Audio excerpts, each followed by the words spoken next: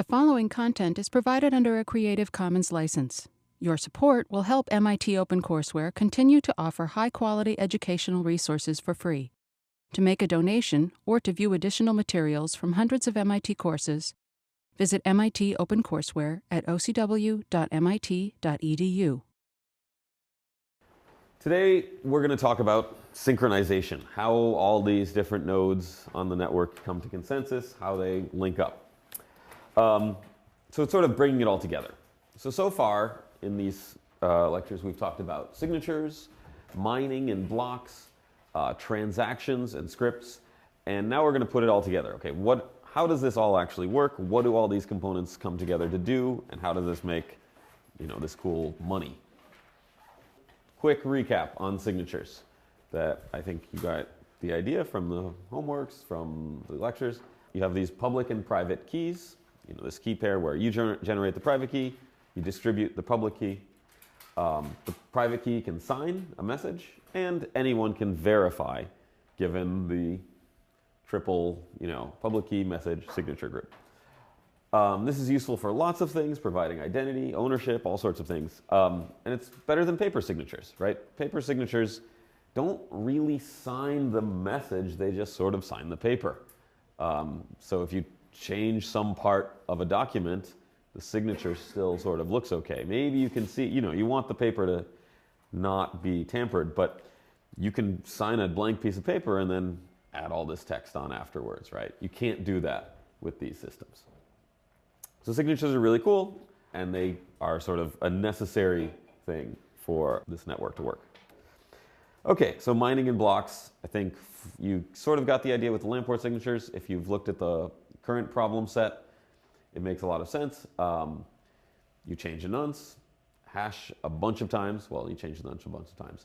Try to get a low output. Okay, so you get the idea of mining, right? You're proving work by repeatedly going through different nonces, trying to find a certain hash output that there's no shortcut to. You just have to guess and check. And now if you include the previous data as part of your input to that hash function, you can make a chain of work, basically. And that's what we call a blockchain, I guess. Any questions on this so far? It's the basic idea from 2 lectures ago, right? Cool. Okay, and a recap of what Neha said yesterday. There's transactions and scripts. I'm not going to go into scripts too much yet, because in practice, 99% of the scripts are just checking a public key signature, right? You can do all sorts of other crazy things with the scripts, but almost nobody does yet.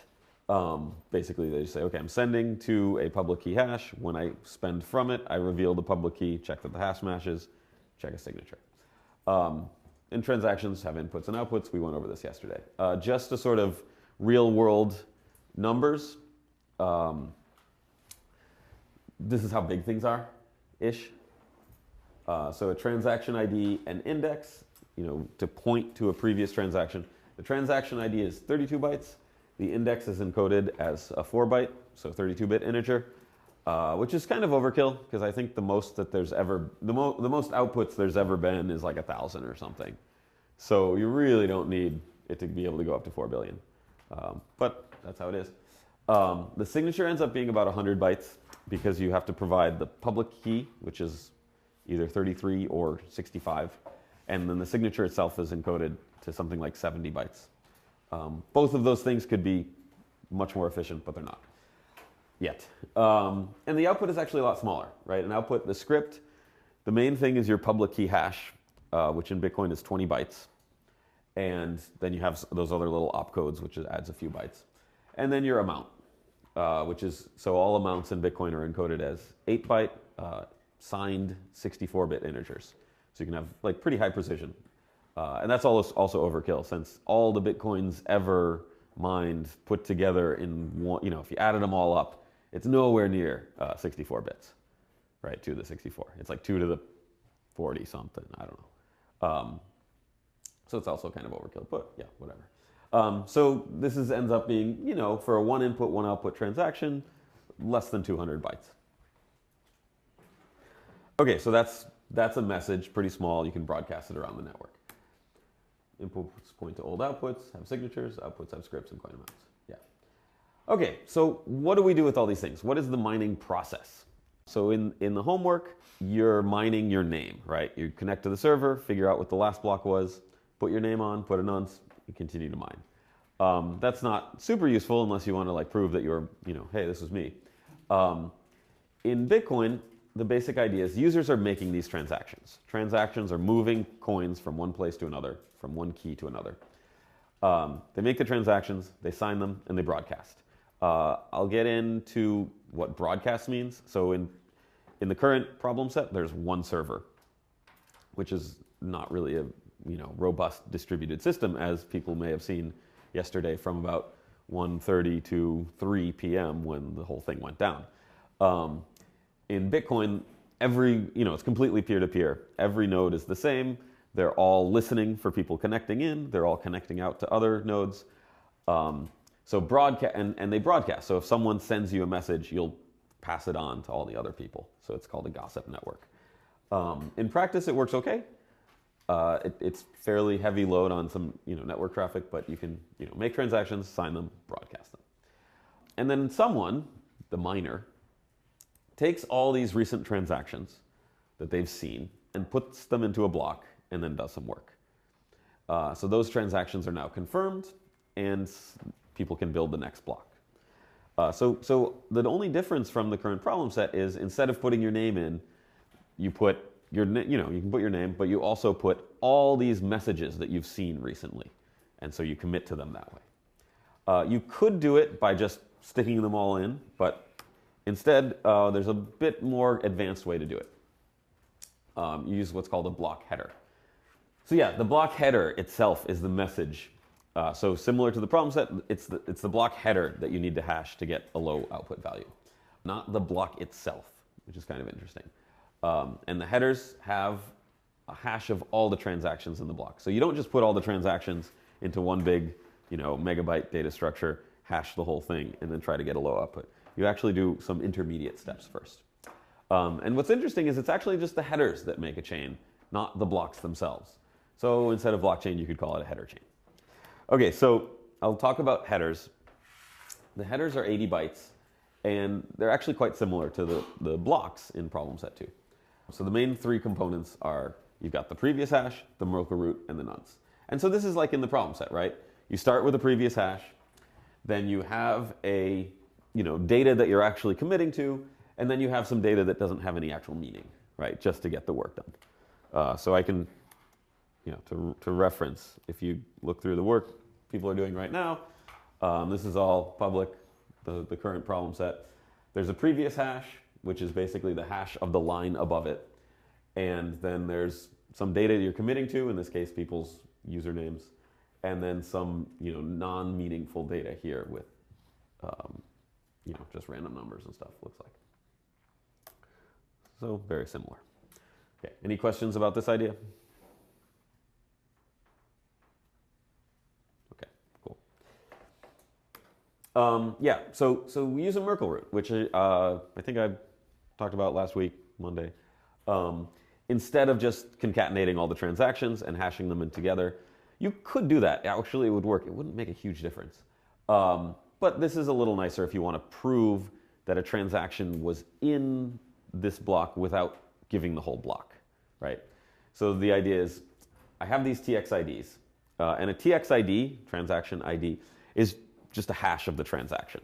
Stick it all, stick all the components of the transaction into bytes, hash that, and you've got what's called a TXID.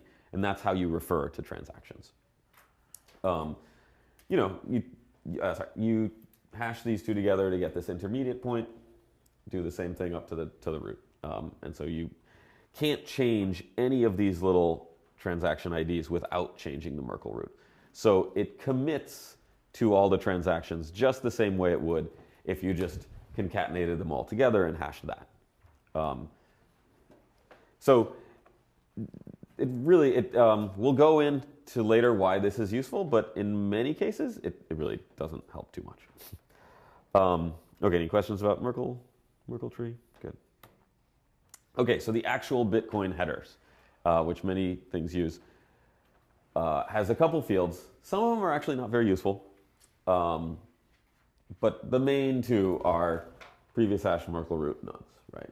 And then I'll talk about the other things. So there's also a version field right at the beginning. It's 4 bytes. It indicates block version. It's not clear what that's going to be used for in the future. It used to be used for sort of signaling protocol changes. I'm not sure that's going to be the case going forward because it didn't really work very well for that. So right now I think they all start like 0, 2, and then a bunch of zeros. And that's the current version, whatever that means. And if you mine something with a different version, everyone will accept it, but there'll be like these warnings that show up in your Bitcoin log files that say, warning, unknown version, unknown version detected. The idea is maybe, well, if the version increases or changes, maybe there's some new rules in this system or new opcodes or new something going on, and you're not aware of it, so you might need to upgrade your software. That was the idea anyway. In practice, what happens is you'll see in your logs all the time that like unknown version detected, and it's just someone just set random numbers in the version field, and it doesn't seem to mean anything. So not super useful. Previous hash, just like in the problem set, it's the hash of the previous block, 32 bytes. Merkle root, as described a few slides before, hash of all the transactions in the block. Time, actually kind of complex. I'm not going to go into the whole thing right here. So far we haven't really talked about time. Does anyone know why we'd want time in these headers? Yeah. You had mentioned earlier that you don't want to accept blocks between a certain interval if they were too late. Right. So it makes sense intuitively that like if someone says, hey, I mined this in 1987, it's like, well, that seems crazy, right? Or if someone says, here's a block, it came out in 2046, like this doesn't make any sense. So intuitively, yeah, like you shouldn't accept things that are like have some crazy date that's clearly wrong. But why? Why do we need time at all? Yeah. You want to lock a transaction until a certain time?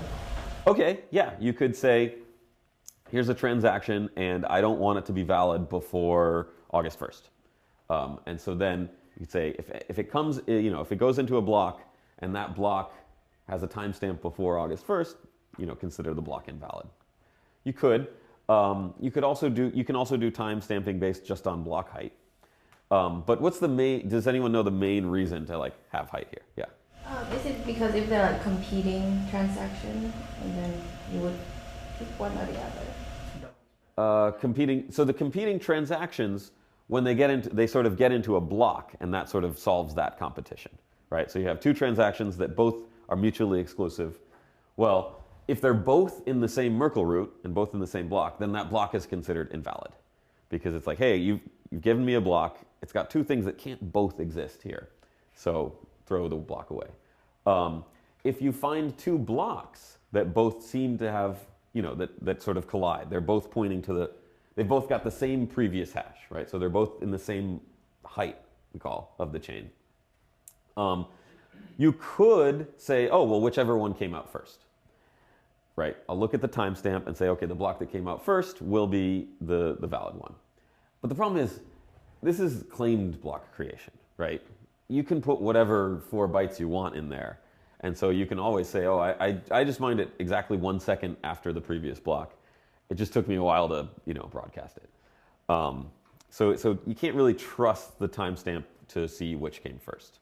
If you could, you wouldn't need all this crazy mining stuff, and transactions themselves could just have a timestamp, and you wouldn't need this whole structure. So the fundamental reason you're mining is we can't trust people to say when they did something, right? If you can always say, no, this transaction came first. No, this came first. So the real reason for this blockchain is, okay, we know which came before what. So, yeah. In practice, which one happens? Do people just lie and say it happened a second later, or is it the actual creation? Oh, in practice, the timestamps are pretty unreliable.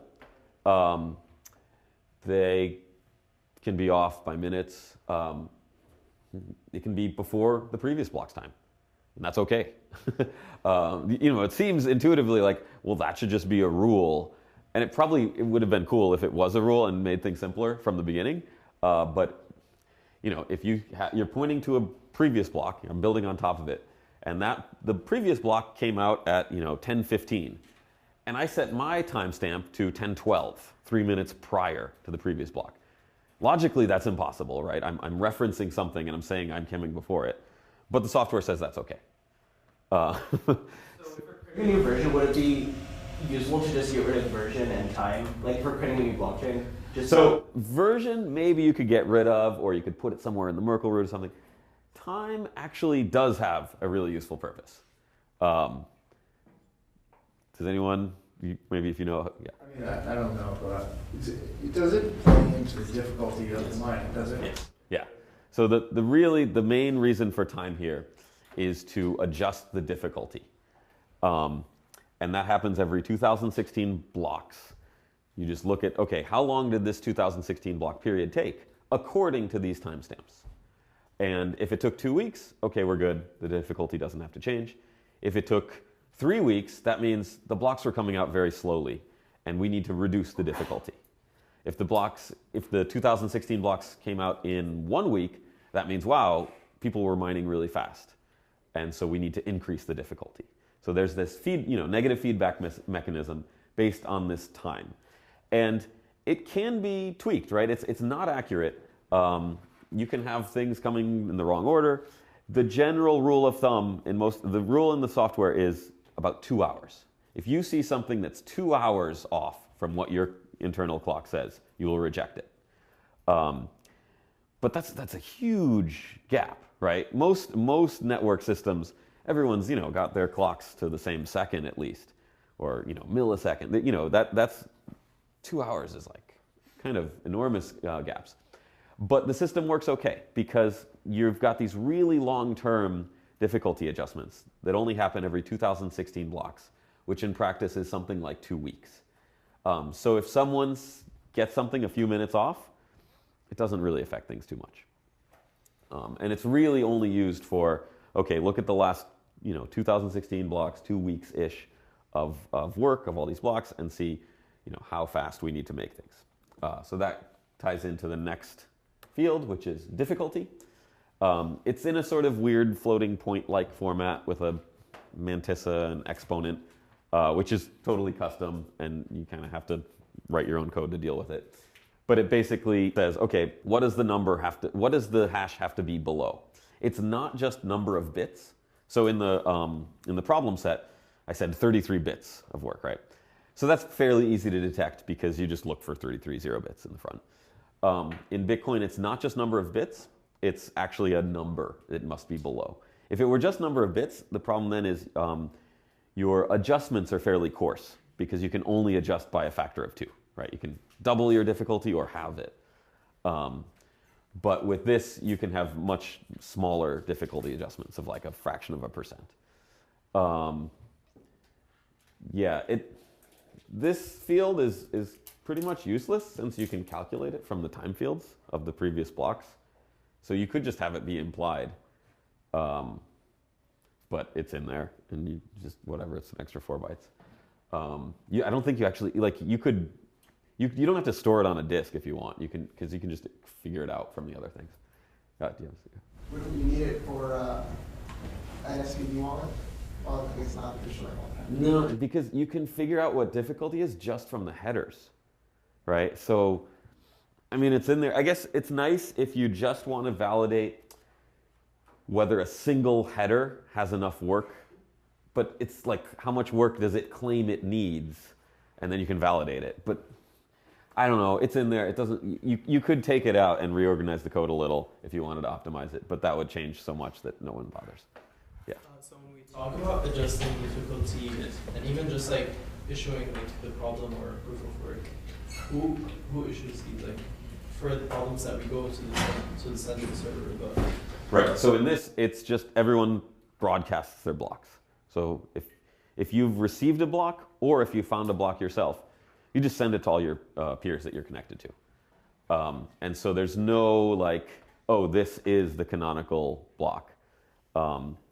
There can be competing blocks where you have 2 at the same time, and just stochastically one of them will pull ahead because of, randomly.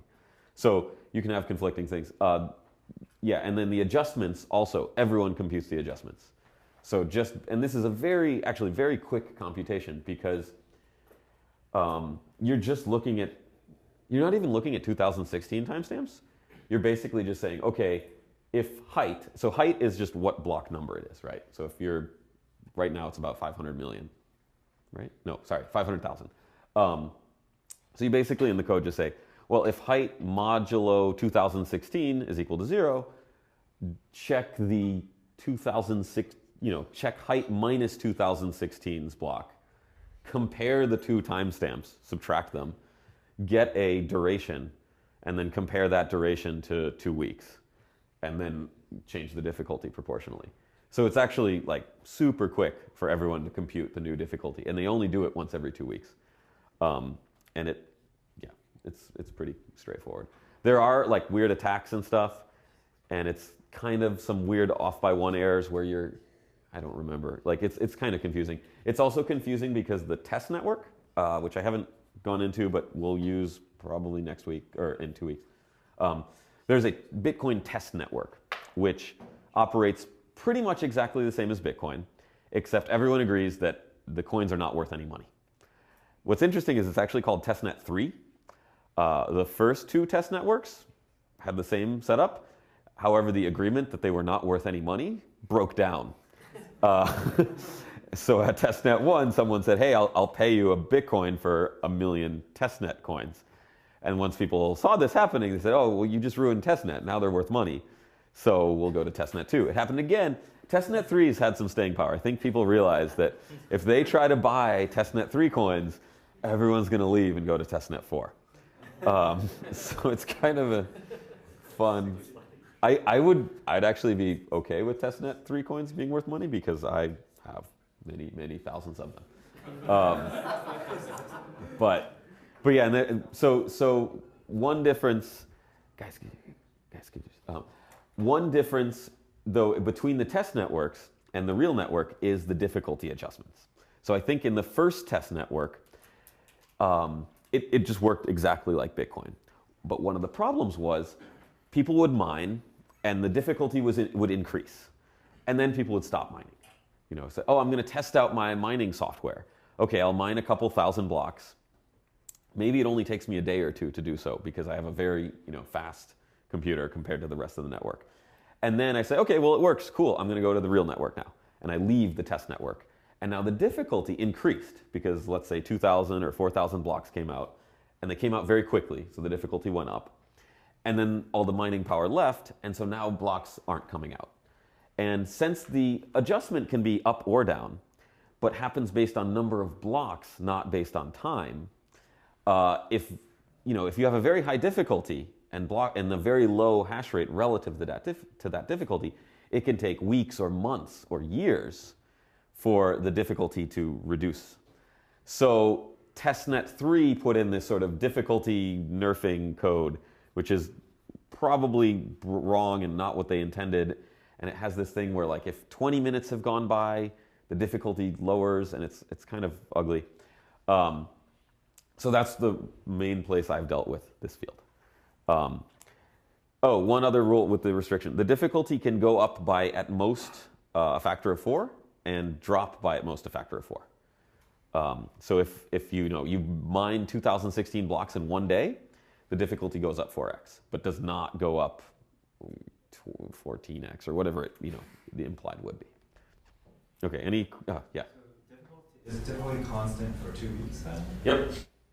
Well, sorry, not 2 weeks, 2016 blocks, which is generally around 2 weeks, but yeah. From blocks to block, within like an almost 2 week period, that difficulty would be the same. Yeah, so if you actually look at the headers, like this is just the constant, it just is always the same. So it's kind of a silly field to be in there. You never need it, and it's always the same, so yeah. Any other questions about, yeah? How many transactions are usually in the block? Oh, I'll get to that. Right now, a couple thousand, 4,000-ish. I'll get to that, I think. I have that. No, maybe. But yeah, in the Merkle root. So the height of the Merkle root's like 12-ish, right? And it goes out to maybe 4,000 transactions. Sometimes more, sometimes very few. You'll find empty blocks. They just have one transaction in them, and that transaction ID just becomes the Merkle root because it's like a height 0 Merkle tree. But yeah, something like that. Okay, and then last, pretty easy. There's a nonce, 4 bytes. Anything you want goes in there. You could think of it as a uint32, but it's there's no meaning to it. Okay, so does anyone see a problem with this nonce field? Yeah, yeah, it's too small, right? 4 bytes.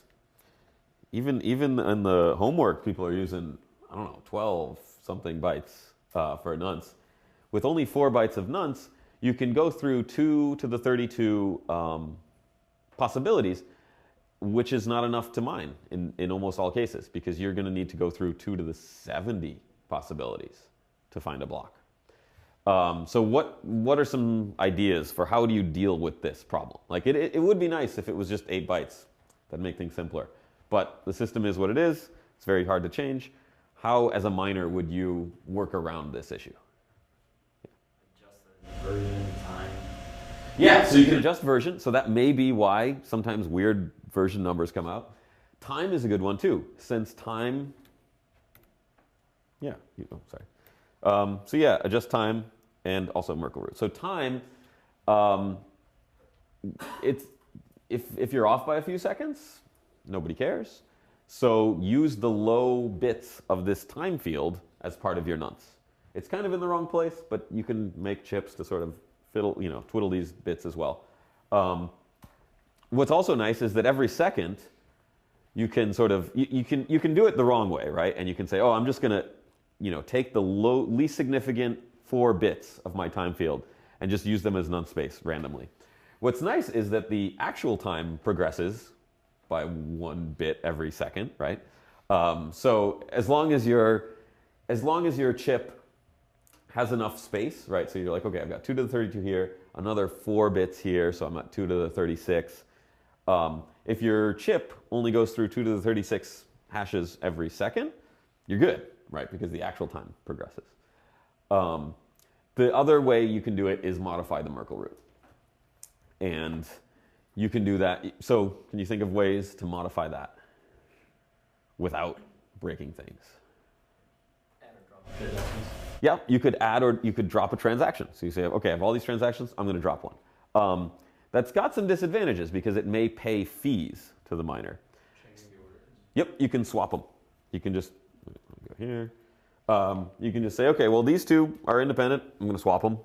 This will change, which will change that. So you can swap transactions around. You can also edit what's called the Coinbase, which I think is in like one more slide. Yeah, so there's a bunch of ways that you can change things. And so this is really where you're going to have all the variation, right? You have 32 bytes here. So, and just even if it was just swapping, and if you have 1,000 transactions, swap in whatever order you want, there's enough sort of entropy there that you'll be able to find it. So what's interesting is that the nonce is there, and it's important because that's where sort of the high speed mining occurs. But most mining chips will also have circuitry to modify this because they're operating so quickly that they will exhaust the 4 byte nonce space in a fraction of a second. And so they'll have to swap 2 transactions, recalculate a Merkle root, which involves a few dozen hashes, and then go back here. So it actually doesn't hurt their efficiency too much because, okay, I just did 4 billion hash operations, and then I need to do a few dozen more to get to the next 4 billion. So it doesn't hurt things too much. Also, in Bitcoin, sort of weird quirk, it's called SHA-256D. They do SHA-256, and then from the output, they do SHA-256 again. Not sure why. I think in one person's first problem set, they inadvertently were doing the same thing. And it's like, yeah, that works.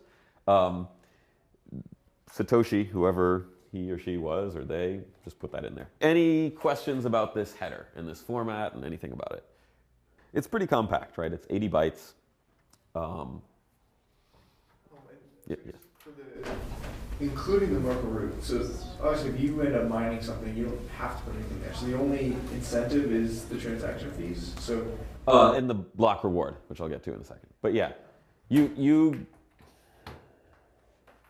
That's a good question. Can you put nothing in as a Merkle? I don't think so. I'm pretty sure you need one Or transaction. it's like, I mean, you need the base. Well, That's- even if you just did the Bitcoin-based transaction, whatever. You can do that, and there's many blocks. So in the first year or so, in 2009, almost all the blocks are empty and only have one transaction because no one was using it. But people were mining. So it was very similar to the problem set where everyone's just mining and they're not actually using the system. But then now There's people aren't thousands. doing that just because there's transaction fees. Right Is that now- the only incentive? Like people just decided. No, you still get more Bitcoins, right? So you still get a reward. The reason you'll see empty blocks now is a little tricky. We're not sure, right? Because who knows? But it's probably because of blind mining, where you receive a block and you haven't actually looked through the contents of the block yet, but you want to mine the next block. But you're not sure what transactions to put in. You see this 80-byte header, and you're like, oh, someone found a block. But you only have the header, and you want to build on top of it. Because you have a bunch of transactions you'd like to put in, but they may have already been put into the previous one. And so you're like, well, I have no idea what's in the previous one. I'm just going to mine a block with nothing in it. That way I'm sure that I'm not going to conflict with my previous one. So you'll often see it. You'll often see a block with only one transaction very soon after its predecessor block. Right. So like every once in a while, it would check. So you're saying like if it happened to win the block really quickly, Yeah. there's more likelihood to be one transaction. Right. Because a miner might. It's actually an optimal strategy for a miner to say, look, first thing I'm going to do, download the 80-byte header. I'll figure out if it's got a valid proof of work. If it does, I'm going to just assume it's valid for the next few seconds because it probably is. And then I'm going to try to mine a block on top of that. Reference this previous block, mine a block on top. The thing is, I have no idea what's actually in the block. I have no idea what contributes to this Merkle root because I haven't even downloaded that data yet. But I can build on top of it just from the header, but I can't include transactions because I have no idea what transactions are in here, so they might conflict. So I'll just mine sort of blind for a second or two, and then I download all the stuff, download all the transactions, validate it, and now I can include my transactions that haven't been included. And so that happens. It can be an okay strategy. Sometimes it can lead to you mining an invalid block, right? If someone produces an invalid block, and you just see, oh, well, it's got proof of work, you grab that header, start mining on top of it. No matter what you mine, it's going to be invalid, right? Because it's pointing to an invalid block. That happened 2015 or 16. In the summer of 2015, it happened, and it was like quite extensive. It was like 7 or 8 blocks in a row that were all invalid because none of the miners were actually verifying anything.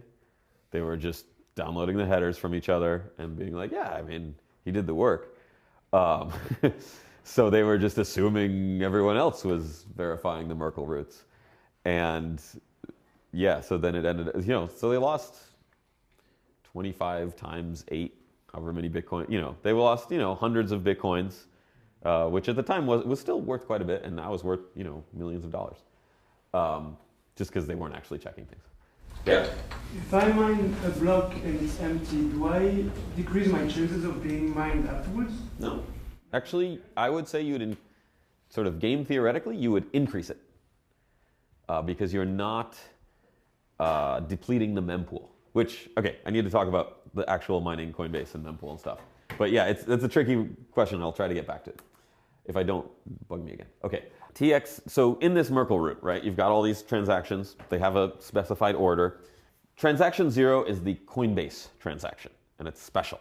It generates new coins, and it takes fees from all the other transactions in the block. I think Neha mentioned this yesterday, where if you have a difference between the input amounts and output amounts, that's implicitly a fee, right? So if your inputs, right, so here, Neha's thing, you're spending 20 coins, you've got 5, 10, 4. Okay, well, there's only 19 coins in the output, so there's an implicit fee of 1 coin. That 1 coin can go to transaction 0, right? So transaction 0 has essentially no input. Transaction 0's input field is just empty, anything you want to put, any bytes you want to put in there. Its output field generates new coins. So that's currently 12.5 coins. So currently, if you mine a block with only TX0, you get 12.5 coins. If you mine a block with thousands of transactions, you get the 12.5 coins plus the difference between the input and outputs of all the other transactions in the block, which can be even more than 12, which can recently, like in January, December, there were quite a few blocks where they're getting 25, 26, 27 coins because the total fees for the entire block were more than 12.5 coins, which is, hundreds of thousands of dollars now. So it's kind of cool. The fees have since decreased. Fees are highly variable, and we'll talk about fees in a few more lectures. And it's kind of a mess, but it's an evolving area in this whole network thing.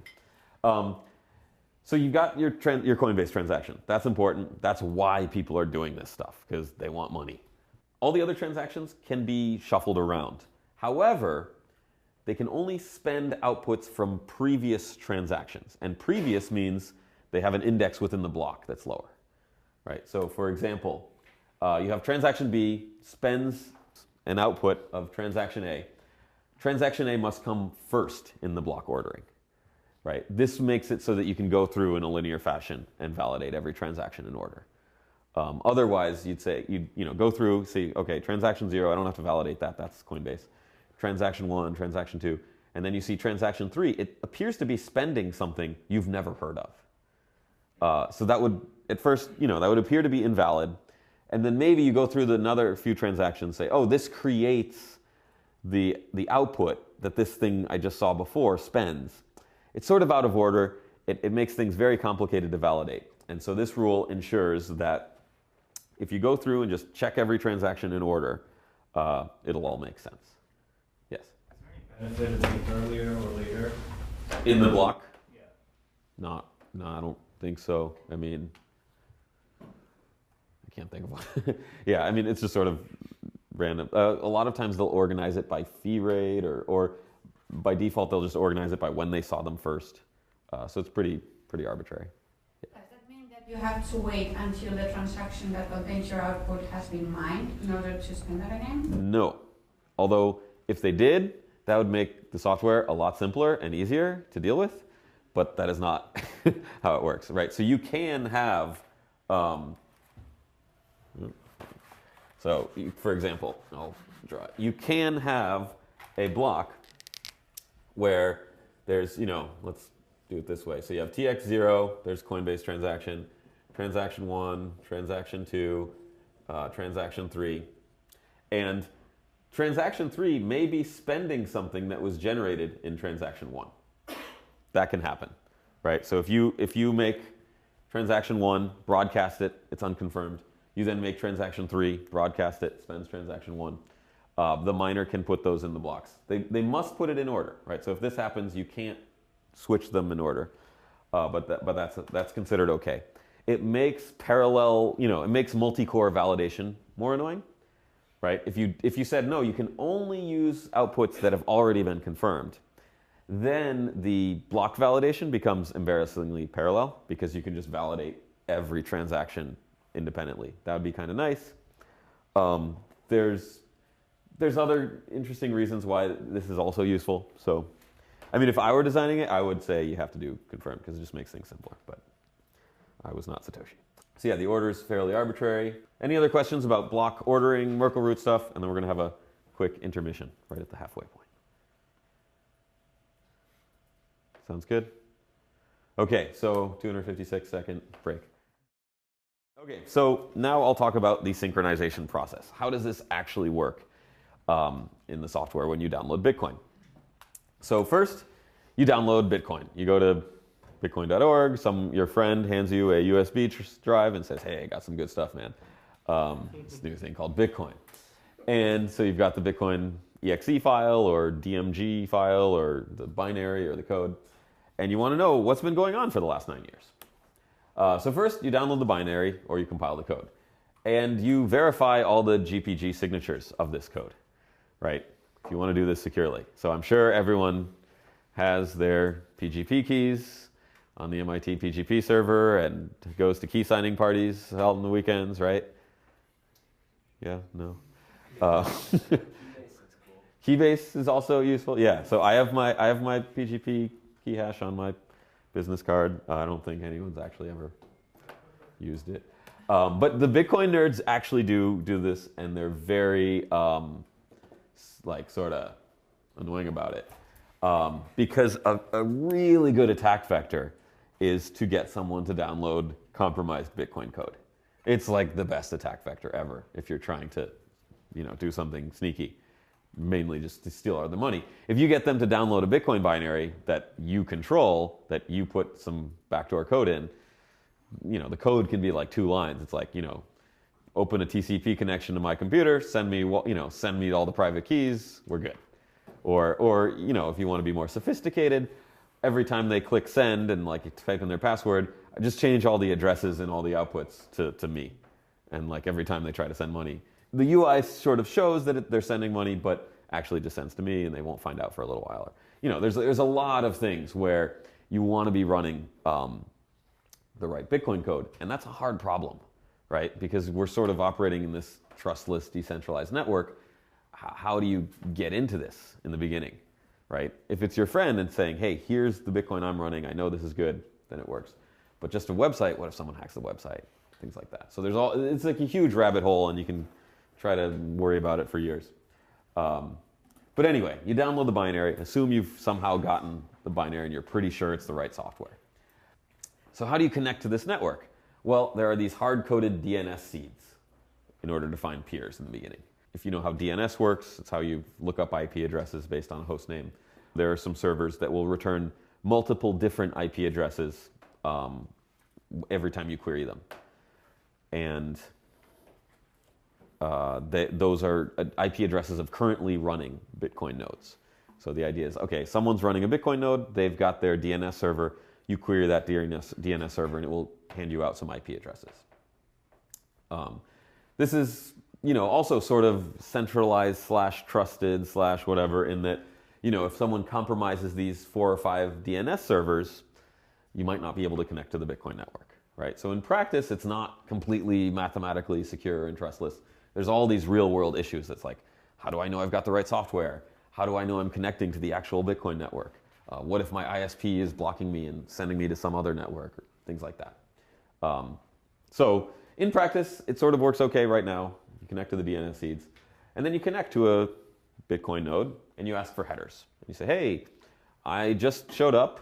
I know about one header. There's a hard-coded header in the code called the Genesis block that Satoshi did. And you say, hey, I've got this Genesis block. Do you know anything that builds above this Genesis block that comes after? And they say, yes, I actually know 500,000 headers that come after it, and they'll start sending it to you. They send it to you in a couple thousand headers at a time, and then you start to download all those and verify them. The header chain, you get it first, and it's actually very quick. You can do it under a minute if you have a good internet connection.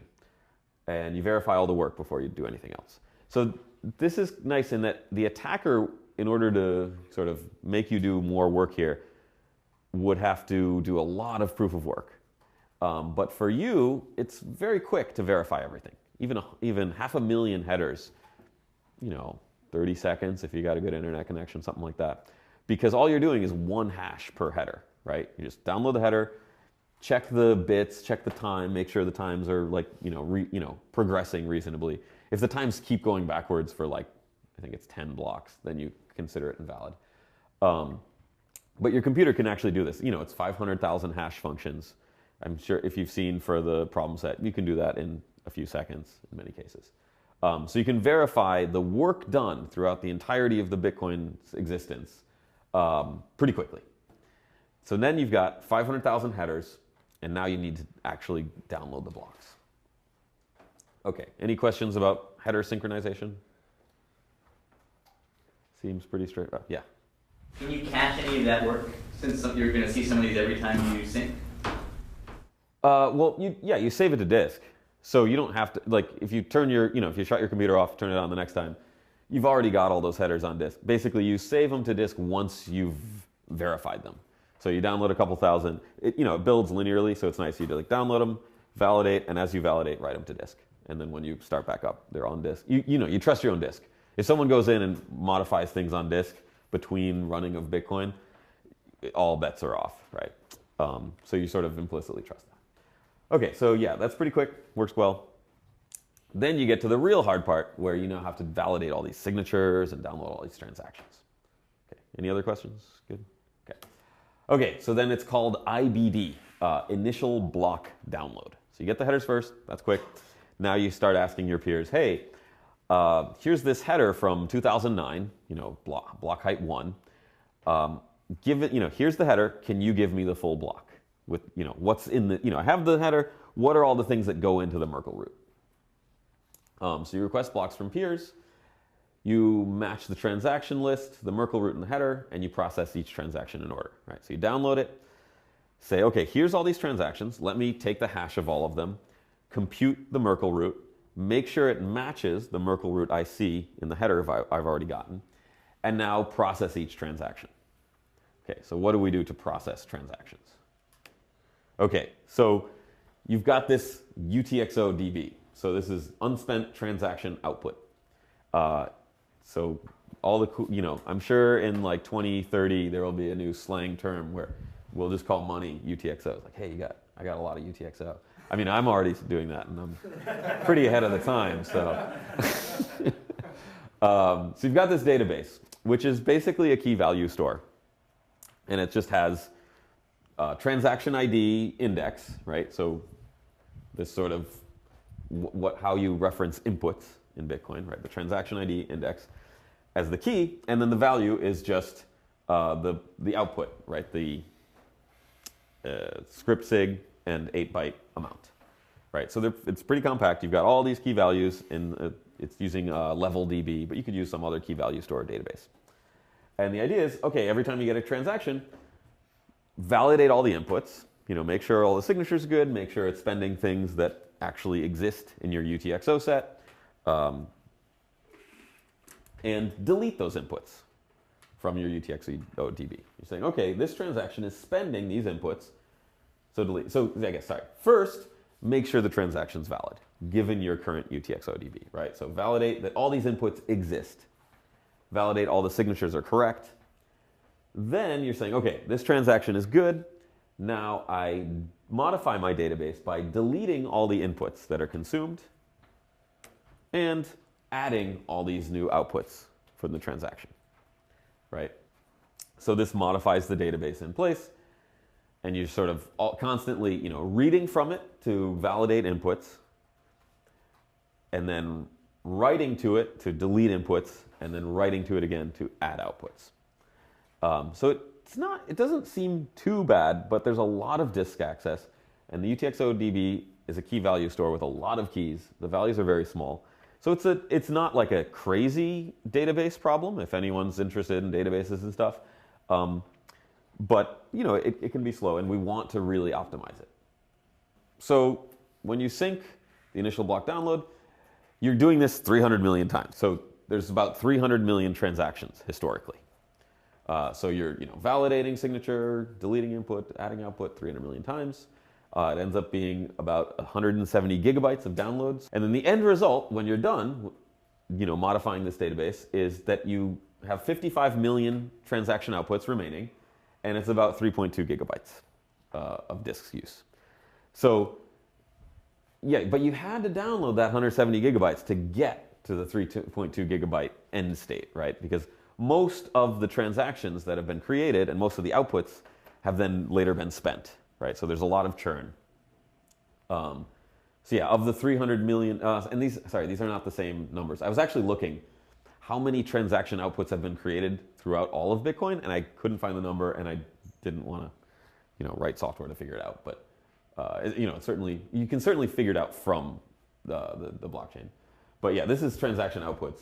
How many total transactions have TXOs? I'm not sure. But yeah, so it's pretty big, but it's reasonable, right? Like we can do this on today's computers. If you've got a decent laptop, this is possible. This total time taken depends on a lot of factors. Has anyone actually done initial block download and synced a Bitcoin node and want to say about how quickly they did it? Or okay, James, how long did it take? 0.15, it's actually quite quick. I mean, on a spinning disk, it will take about 6 hours, maybe. On a spinning disk? Yeah, with the new one, it's really quick. Because I run 0.15.1 on a laptop with a spinning disk, and it'll take like overnight to just sync up a week or so. It's really slow, but I don't know. Like my hard drive's broke, I did it from scratch. I did it in like 8 hours. Wow, cool. Okay, so 8 hours to do the whole thing. Anyone else have tried it? Yeah? It took me a week. Yeah, a while back took weeks. So the software has been improved quite a bit. So if you downloaded it, like I first downloaded it in 2011, and it took overnight to download everything. And the download was vastly smaller. It was less than a gigabyte to download the entire blockchain. So what's interesting is that the time taken for initial block download over the last 7 years has been somewhat constant. In that the blockchain gets bigger and bigger, but there's all these optimizations to the code and the databases, and so that sort of keeps pace. Although actually, I'd say recently it's gotten faster, because like 0.15, 0.11 or 12 had a big speed up as well. They completely refactored the network code. It used to be coupled with the synchronization, Yeah. and then they decoupled it. Yeah, I think that was mostly Corey, right? Yeah. So Corey Fields, who also works with the DCI, helped to refactor the code, make it a lot faster. There's definitely still optimizations. A lot of cool, a lot of it's pretty low level, like tweaks kind of stuff, but some of them are pretty big things that most of the big things, low hanging fruit has already been gotten. The worry is that long term, this just keeps going up, right? As the blockchain gets bigger and longer, it's going to be harder to validate. It can be parallelized to some extent, but there's also like network I/O concerns, things like that. So it's tricky, but doable. Okay, any questions about initial block download? Good. Okay. So here's a question. You've got this UTXO-DB. What about this 170 gigabytes? Do you have to store it, or can you delete it? This you can't delete, right? So do you think this is okay? Like, yeah, you can maybe delete some of this. Actually, there's a lot of research into maybe we can delete this. Accumulators, cool stuff like that. It would be really cool to have some kind of data structure where we can keep adding these, we can add, remove, and prove that something's, and then, seek and see if something's in there, where it either is like constant size or login size or something like that. That'd be really cool. There are constructions like that, but they don't work for what we're trying to do right now. But there's a lot of research into that. If anyone here finds some cool data structure that you can use for the UTXO-DB that doesn't keep growing, linear size of the number of keys, everyone in Bitcoin will sing your praises forever. And, but it's an active research area. Okay, so pruning. By default, that should be a K, not an M, sorry. There's only 500K blocks, not 500M. Anyway, by default, your client will download all these blocks and store them on the disk. And that's important because what if someone else requests them from you? Someone else, everyone starts out as a noob. Someone else comes and says, hey guys, I just downloaded Bitcoin. What's going on for the last 9 years? And you might want to give them blocks to let them into the system. So you can serve to others who are doing IBD. However, if you want, and your hard drive's smaller, you have an SSD or something, you can prune and delete the blocks after you've done IBD with no loss of security, right? Anyone think of downsides doing so?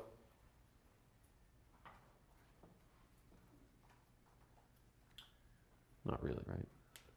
The real downside is sort of this, right? Well, not everyone can prune, right? If everyone prunes, no new entrants to the system. So it's a little bit of a tricky sort of like seed versus leech kind of problem where someone's got to be there to serve up these blocks. You don't have to trust them, right? You're still validating all the work, validating all the signatures. They can't do anything bad. But someone's got to be there to provide the network capacity. And so it is tricky. Like most of the nodes on the network are behind people's cable modem firewall kind of thing. So you can't actually connect to them and download. And if you run a node that does allow people to connect in and serve them blocks, people will download quite a bit. So I have one in the office over there. It ends up sending out about 3 terabytes a month. which is a lot, right? Like it's, dozens of gigabytes a day, 20, 30, I don't know. So yeah, people are doing this. People are connecting in and downloading all the blocks, either through IBD or just keeping up with current transactions.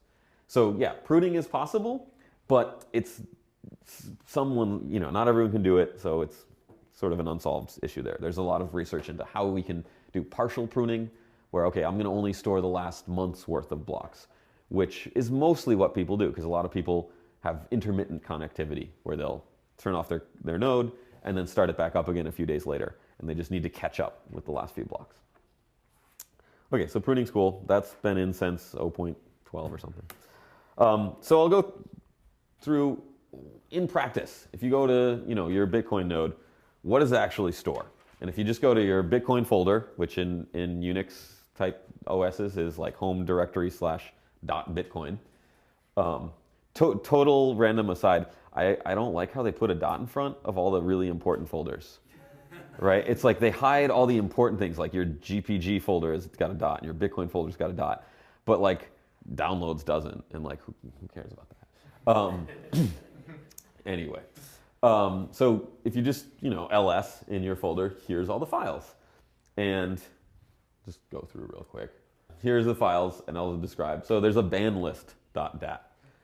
This is a list of IP addresses that you have banned because they're bad.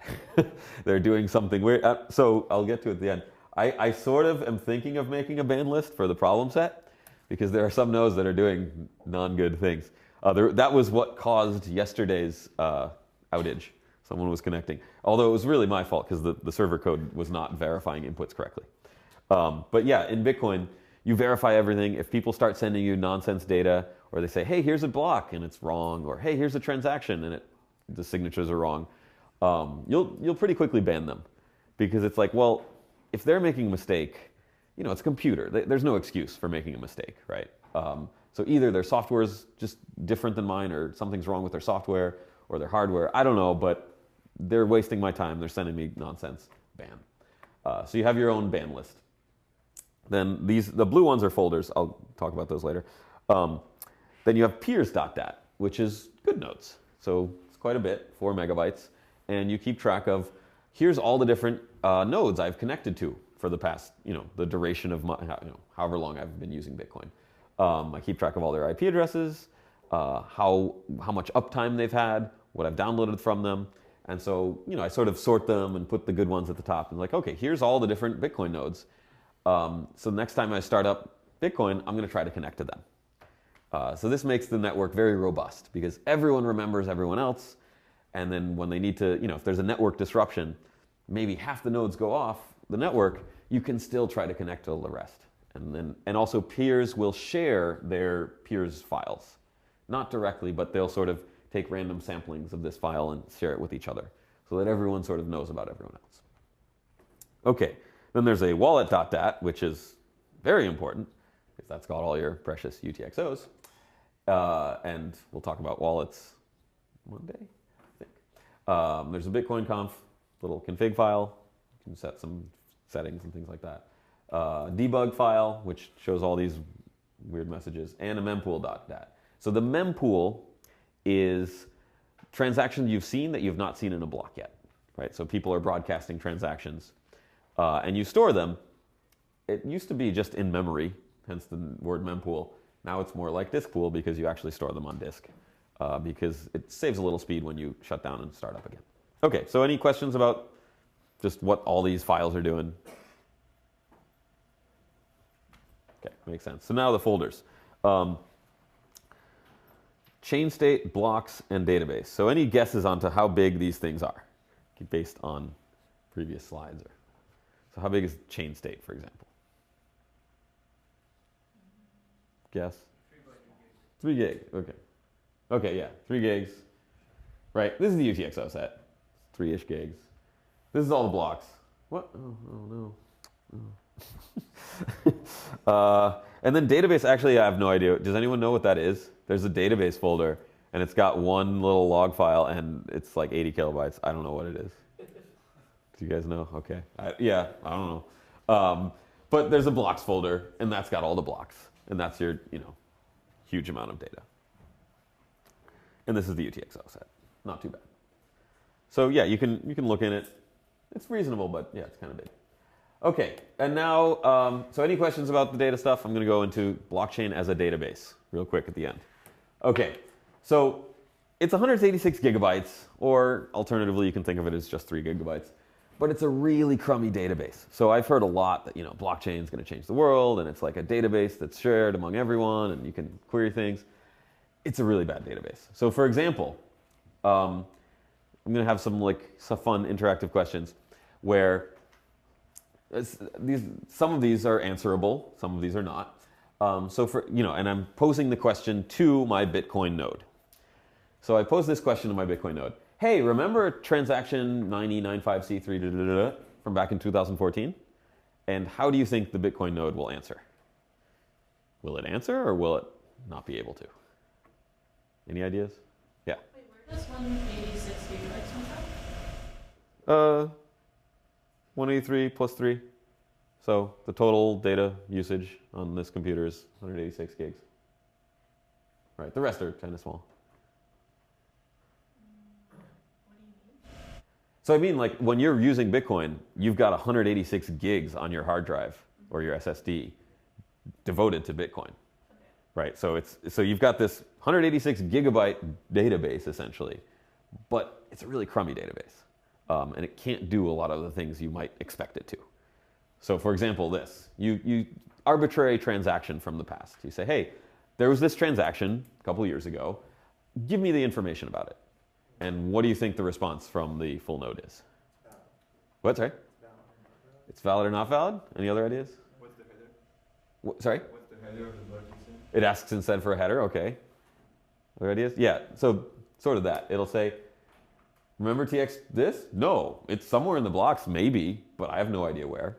It's not in the chain state, right? So the blocks, it just stores the blocks, right? Like here's block, here's this block, here's that block in line. And if you say, hey, there's this transaction, okay, go look for it. Oh, 2014? Well, that might be somewhere in the middle. But yeah, if you don't know what block it's in, forget it. So it does have an index of blocks. It'll tell you a block, but transaction, no luck. Yeah. So it pretty much tells you if it exists, and that's it. It won't even tell you if this exists. It has no idea. What's it somewhere in the blocks, though? I might have made that up. Right? So if you're saying, hey, here's this transaction. Do you remember it? Does it exist? I don't know. So, yeah. If you query about a certain block, will it be able to? Yes. And I'll yeah, good question. But I'll get to that. I think it's in the later slides. But yes, if you query it based on a block hash, then it does have that in the database, and it'll be able to get it for you. Yeah, James. The database directory does that. You know what the database directory does? It's the journal link for the other databases. Journaling for other databases. Okay, I didn't. Yeah, cool. It's very small, so I guess it helps things work. Okay, so this one. Do you know this transaction? No. How about this? Well, I've got this output, right? It's still there in the UTX. Someone spent here. It's like this is a transaction, and the first one. It's an op return output, right? So it's got some extra data, but op return means it's invalid. I can't spend it. Can you tell me what the data is? Do you think it'll be able to? Right? If you query, hey, here's this output, what do you think the response will be? Yay? Nay? Nay? Okay, I'm seeing nays. Yeah. Nope. If it's an op return output, even though it's unspent, well, it's unspendable. So you don't put it in the UTXO database. Because you just see, oh, this output, op return's in there. Don't bother putting it in. No one will ever be able to spend it. So there's no reason to put it in. So op returns are used to sort of commit to data and all these different protocols. But the actual normal code won't store them. Okay, anything else? Next one. This one. Hey, I have a public key, and here's the hash of my public key. This is essentially an address. So we didn't talk about addresses. But the Bitcoin addresses that start with like a 1 and then have these alphanumeric stuff, it's just a different encoding, slightly shorter than hexadecimal for a pub key hash. So you say, hey, I've got this, I have a private key. I just computed the public key. I hashed it. I got this. Do I have any money? I think I did. I don't remember, but I remember my private key. I backed that up. That was the important part, right? Everyone says, keep your private keys. So I have my private key, But all this, data and all this blockchain stuff, I lost my computer, but I have my private keys. I got my money. How many coins do I have? How many outputs? What do you think the full node will tell you? Yeah. Any ideas? It'll say, I don't know. Well, you're going to have to search through everything in chain state. And it doesn't index based on the public key script, only the transaction ID index pair, right? It's a key value store, and the key is this 36-byte TXID index. So this is a very real problem, right? Like, okay, I backed up my key, or I took my private keys to some other computer or something like that. And this is it's gotten a lot faster. It used to take hours, right? Where you had a hard drive and you're like, okay, import a key to this wallet. And it's like, well, when did you do transactions? It has to look through the entire blockchain linearly to see if any of these transactions have an output that matches that. And then says, oh yeah, you got money back in 2013. Oh, then you spent it. Or then, and sort of replays things because it doesn't have an address index. Okay, next one. This is an example. How many coins? So you say, hey, here's this output, this transaction, :1. How many coins does it have? Will the full node be able to tell you this? Okay, nay. Seeing a bunch of nays. No, it will. Yeah, this is the one thing it can do. So if you say, hey, 7434 :1, it'll know that. That's in the UTXO DB because that's the key that the UTXO DB sorts by, right? So yep, this is a UTXO. It's unspent and it has a bunch of coins.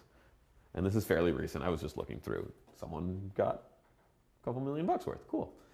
Is that a million? Man. Okay. Yeah, it's in the UTXO set. Hasn't been spent.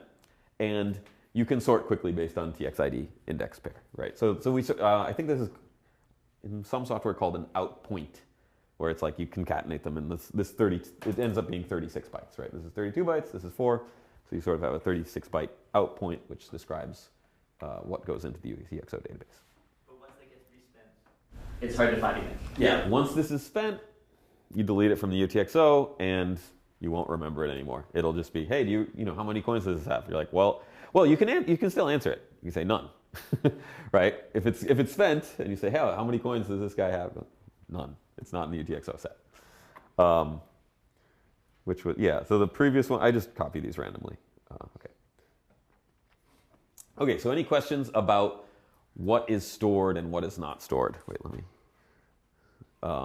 Basically, keeps track of UTXOs and it keeps track of historic blocks in order to give them to people. And it keeps track to the headers. The headers ends up being small. All the headers total is like what, 40 megs? Something like that. So yeah, you can add further indices, right? You could write software to answer all these questions very quickly. But that's not what Bitcoin does by default. Those types of indices would take a lot of extra space and add a lot of CPU work, things like that. So a very common thing is an address index. So people can ask if they have any money. So the second to last one where you say, hey, I have this key hash. Do I have any money? Do I have any transactions? Having an address index is actually pretty useful for a lot of things. For example, importing keys or like web wallet kind of things. But Bitcoin by default doesn't do it because, well, why? I mean, you can make arguments that it would be actually useful to have in the normal code, but we don't. Okay, any other questions about what indices, what it can do, what it cannot do? Somewhat counterintuitive in many cases where you say, hey, here's this transaction, and you can't actually find it. Or you have to scan through 180 gigabytes in order to find it. Yeah. So wait, James, I have a question. So how big is an address index for you were working on? Usually equal to the size of the chain itself. Wow. So it could be hundreds of gigs. Yeah. Yeah. At least with Bitcoin, it takes multiple weeks to generate. Weeks to generate. I bet you. Well, okay. Well, Electrum usually takes a few days, and Insight, which is popular one, takes weeks. Weeks. Okay. Well, so the other thing is these are like fairly involved sort of CSE software engineering problems, and optimization really works, right? If you download like Bitcoin 0.9, it'll still work, but you're never going to catch up. Maybe not never. I don't know, if you have a fast computer, but it'll take, months and months. And as people have been updating the software and making it faster, making it more efficient, now it's quite fast. And you can, sync the whole thing in a few hours on a good computer. So address index is one of those things where it hasn't had like the full force of all these Bitcoin protocol coder people on it. Because it's sort of seen as like, well, yeah, that's kind of a fun feature if you want, but it's not like a core utility of Bitcoin.